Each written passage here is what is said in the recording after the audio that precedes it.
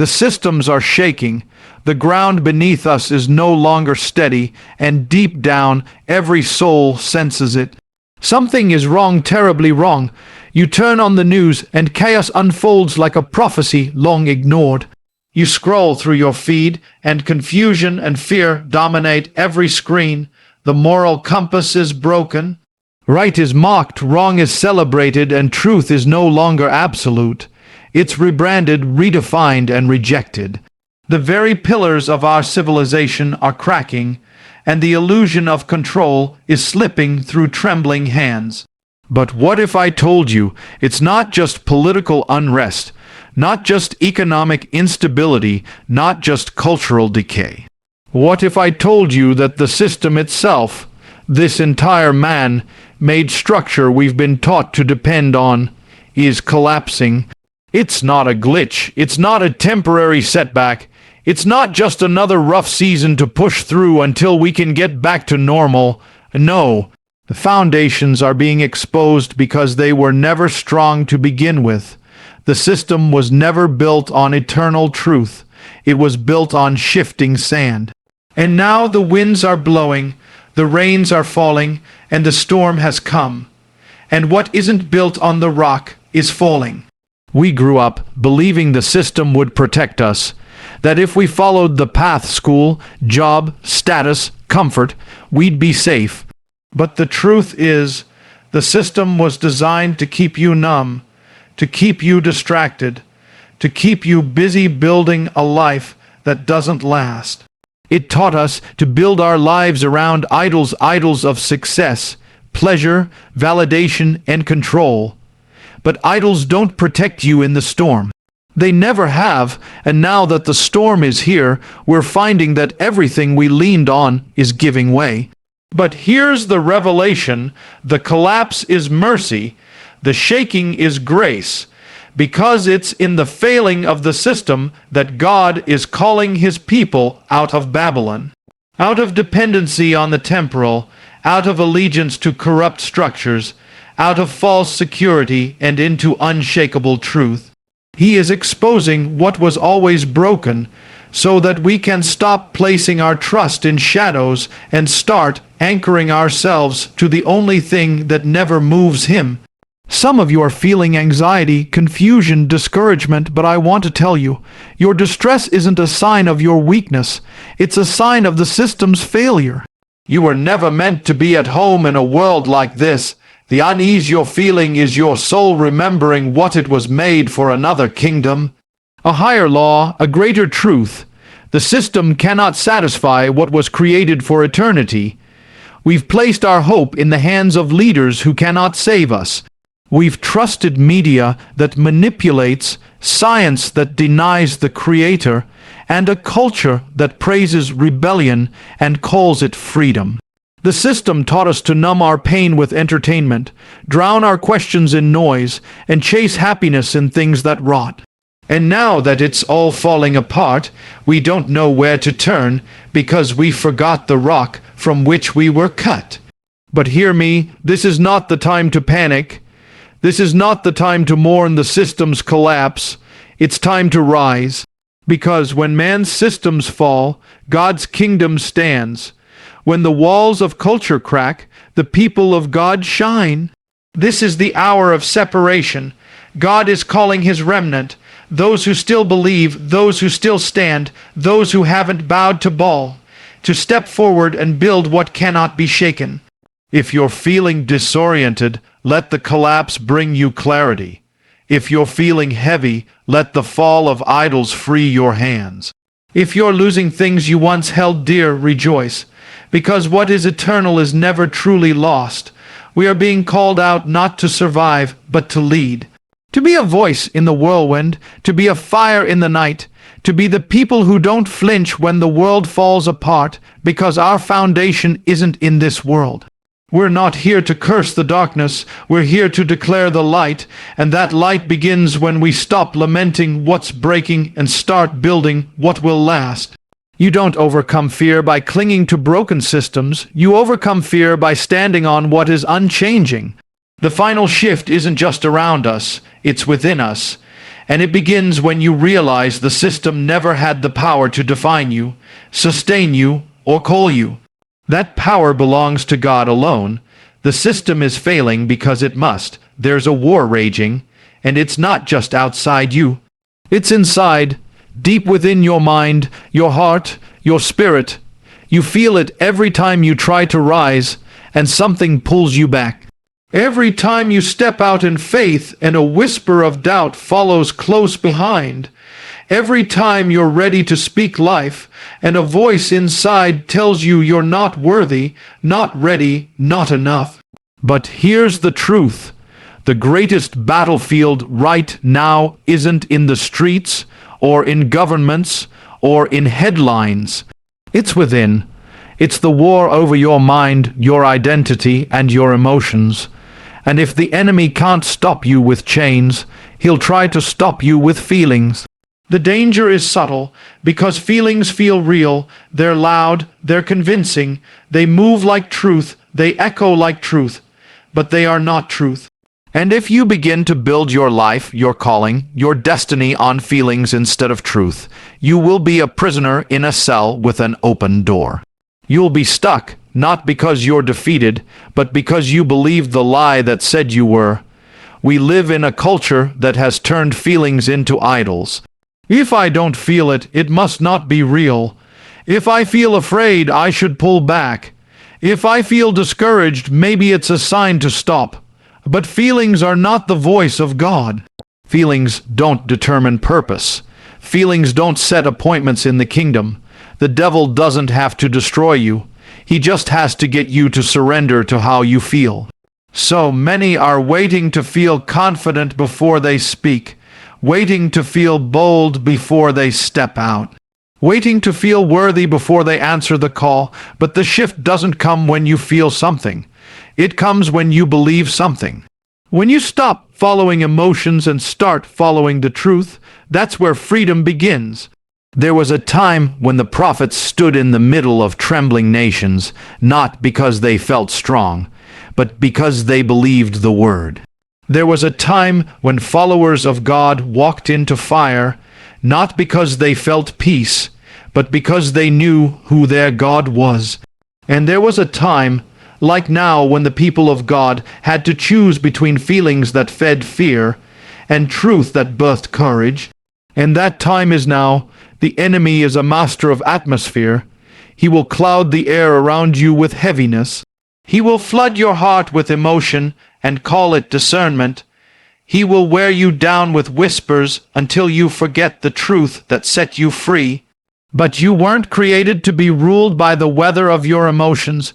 You were created to walk in the authority of truth. Some of you have been paralyzed not because you lack faith, but because you trusted a feeling that wasn't from God. That shame, it's not your portion. That anxiety, not your identity. That heaviness you can't explain. It's not yours to carry. You're not meant to navigate your calling based on emotional weather reports. You're meant to rise above the clouds and walk in light that doesn't change. You can't defeat a spiritual lie with human logic. You have to speak truth louder than the lie. You have to declare what God says even when your soul is trembling. You have to choose to walk even when fear says stay seated, because the shift begins when truth becomes your compass, not comfort. This is the moment when we stop waiting for our feelings to catch up with our faith. This is when we rise in the storm and say, even if I don't feel it, I know it. Even if I don't see it, I believe it. Even if I don't understand it, I walk in it. That's the shift. That's the war, and that's the victory. You don't overcome darkness by analyzing how dark it is. You overcome it by turning on the light. You don't escape the pit by waiting to feel strong. You escape by standing on truth. The enemy fears a people who no longer follow how they feel, because those people are unshakable. Those people are dangerous to darkness. Those people don't move when fear rises. They rise when fear moves. So today, you may not feel brave. You may not feel holy. You may not feel ready. But the good news is, you don't have to. Because your feelings are not your foundation. The Word is, and that Word says you were chosen, appointed, anointed, called, and equipped. And that is the truth the enemy cannot erase. The lie will scream, but truth doesn't need to shout. It only needs to be believed. There comes a moment when you realize you can't stay where you've been. A moment when the old ways no longer fit. When the systems that once sustained you now suffocate you. When the routines that kept you moving now leave you dry and empty. That moment isn't a breakdown, it's a breakthrough. It's not the end of the road. It's the beginning of the shift. And that shift, that final shift is this, a move from the flesh to the spirit. You see, you were never meant to live this life in your own strength. You weren't called to carry the weight of your calling with your own hands. Yet so many are exhausted, not because God isn't with them, but because they're trying to walk in divine purpose while relying on human power. It doesn't work. The system trained us to depend on self, depend on logic, depend on feelings, but heaven doesn't run on that system. The kingdom of God moves by the Spirit. And if you want to stand in what's coming, you must shift from the natural to the supernatural. From relying on what you see to trusting what God has said. The flesh will always try to keep control. It will always resist the move of the Spirit. It wants to analyze, explain, measure, and manipulate. But the Spirit says, let go. The Spirit says, step out. The Spirit says, move even when it doesn't make sense. And if you're going to walk in this hour, if you're going to overcome the darkness and rise into your calling, you must let the Spirit lead, not your flesh. That means your decisions can't be based on convenience anymore. They must be based on obedience. It means you stop asking, how do I feel about this? And start asking, what is the Spirit saying? Because the flesh will never lead you into the fire, but the Spirit will, and the fire will purify. The flesh will never lead you into the storm, but the Spirit will, and the storm will reveal your foundation. The flesh avoids the cross, but the Spirit brings you to it, because only through death can you rise. This is the final shift, dying to self, so that Christ may live through you. This isn't just a motivational message, it's a divine mandate. You can't walk in power while living in the flesh. You can't defeat darkness using earthly tools. You can't stand against the tide if your feet are still planted in sand. It's time to rise, to shift, from surface living to spirit power. And this isn't just for the so-called spiritual elite. This is for the tired mother raising children who feels like she's failing. This is for the young man in his room, trapped in secret battles he can't tell anyone about. This is for the weary believer who once had fire but now only has flickers. The Spirit of God is calling to you, not the version of you you wish you were, but the real you. The broken you, the empty you. He says, come up higher. He says, you're not done. He says, I'm not finished with you. But to go higher, something has to be left behind. You can't take bitterness into the Spirit. You can't carry fear into the Spirit. You can't hold onto your comfort zone and move into your destiny. You have to surrender what is earthly to lay hold of what is eternal. The world tells you to follow your heart. But the Word says the heart is deceitful above all things. The world says trust your instincts, but the Spirit says walk by faith. And in this final hour, only those who walk by the Spirit will have eyes to see and ears to hear. Only those who live by the Spirit will rise above the flood of deception, distraction, and destruction. This is the hour where surface Christianity won't survive. Entertainment-based faith won't endure. Shallow sermons won't anchor your soul. You must drink deeply of the Spirit. You must be filled not just once, but daily. You must pray in the Spirit, live in the Spirit, and walk in the Spirit. Because in the coming shaking, those rooted in the flesh will fall, but those led by the Spirit, they will soar. You may feel weak, but the spirit is strong. You may feel unsure, but the spirit is clear. You may feel surrounded, but the spirit is within. You were never meant to do this alone, and you were never meant to stay where you are. The spirit is moving. The trumpet is sounding. The call is clear. It's time to rise from the natural into the supernatural.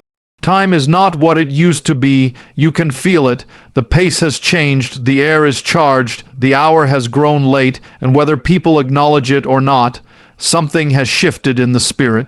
We are no longer in a season of waiting. We are in the hour of decision. And in this hour, neutrality is no longer an option. Comfort is no longer a covering. Delay is no longer a luxury. The urgency is not emotional, it's prophetic. The final shift is here, and the call has gone out. The question is not whether the call is real. The question is, will you answer it? There is a cost to waiting too long. The system is crumbling. The deception is intensifying. Darkness is advancing not subtly, not quietly, but boldly. And in the middle of that, heaven is not raising up the qualified. It is calling the willing. This is not about who feels ready. It's about who says yes. Because the ones who answer the call are rarely the ones who feel adequate. They're the ones who refuse to let their fear have the final word. You were not placed here by accident. You were not born in this generation by coincidence. You were positioned for this exact moment. Before you took your first breath, God marked you. Before you ever stood in the storm, He had already equipped you. The world sees chaos, but heaven sees a harvest. The world sees decline, but heaven sees a divine appointment. And you, yes you, were born for this hour. There is no more time to rehearse your weakness, no more time to recite your fears, no more time to negotiate with your calling. You've been circling the same mountain long enough. You've questioned yourself long enough. You've postponed obedience long enough. The time for hesitation has ended. Now is the time to rise, not because you're ready in the natural, but because the Spirit of God is stirring you in the supernatural. The enemy's greatest tactic in this hour isn't just destruction, it's distraction. If he can't take your faith, he'll steal your focus. He'll keep you busy, burdened, tired, and entertained just long enough for you to miss the moment. But make no mistake, this moment is not like the ones before. This is not just another cycle. This is the convergence, the alignment, the divine hour where the old things fall away and the appointed things come forth. You were not called to blend in with the background of a fallen culture. You were called to shine like a burning lamp in the dark, but lamps do not burn unless they are filled. You cannot light the way for others while hiding in your own shadows, and you cannot proclaim freedom if you're still chained to fear, shame, or regret. Before your voice can thunder in the earth, it must first be refined in the quiet. Before you speak to nations, you must first conquer the inner war that tells you to stay silent. It's not about waiting until you feel anointed. It's about stepping out in faith, knowing the anointing will meet you in the movement. The water didn't part until their feet touched it. The fire didn't fall until the altar was prepared. And the breakthrough doesn't come in the waiting room of your insecurities. It comes on the battlefield of your obedience. This is the moment to stop hiding behind preparation and start walking in purpose. You will never feel fully ready. But the urgency of the hour isn't asking for perfection. It's asking for surrender. The Spirit is not seeking experts. He is seeking vessels.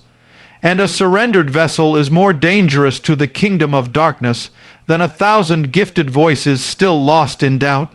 The trumpet is sounding. The alarm is being raised not in fear but in fire, not in panic but in purpose. And the heavens are watching, not for celebrities, not for influencers, but for warriors, for those who still believe in holiness, for those who still burn for truth, for those who still weep over the state of a broken world and say, "Here I am, send me. If not now, when?" If not you, who the time for waiting has ended, the time for watching is over, the final shift has come. not to the strong, not to the perfect, but to the willing. You don't have to be fearless, you just have to be faithful.